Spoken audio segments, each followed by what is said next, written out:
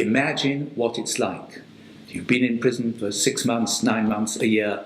The gates open and out you go into a world where you have no home, you have no job, you have no money.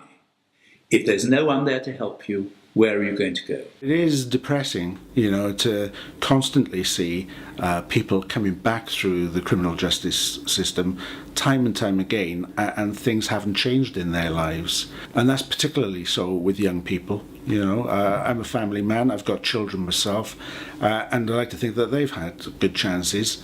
Others clearly haven't.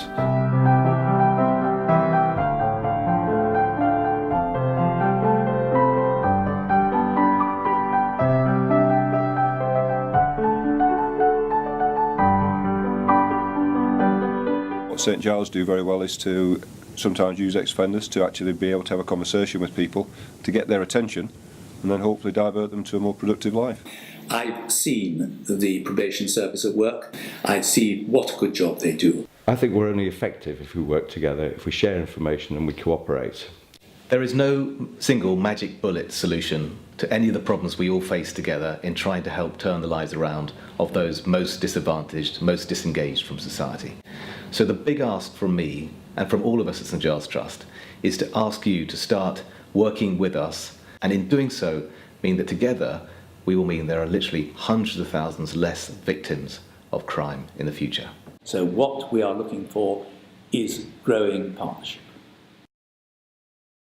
People, when they meet me for the first time, they say to me, I can't believe that someone like you could have ever committed a crime.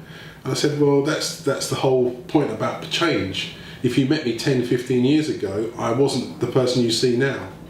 It's an inspiration. We're inspiration to other people that were in the same cycle as we're in and want to break out. We show them how to develop them skills so they become more confident. The main benefit of using ex-offenders is that you've got people who are more empathetic.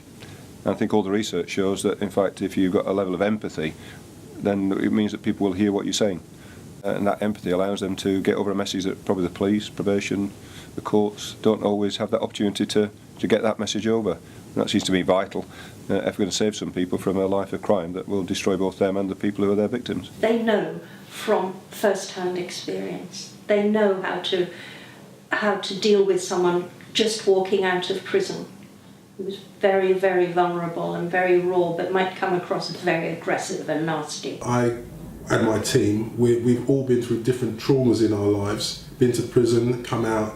So when I meet them for the first time, I'm able to say to them, look, I've been where you are at the moment. I know how difficult it is and the challenges that you're going to face. And once I've made that initial contact with them, they seem to sort of become more trusting. It's like growing a flower from a seed. You start off with this little bit of hope, and then you just nurture it, and then it just grows. And all I can say is just nurture that person. When I came here, I met this guy called Clive, and he took care of my case and started working on it straight away.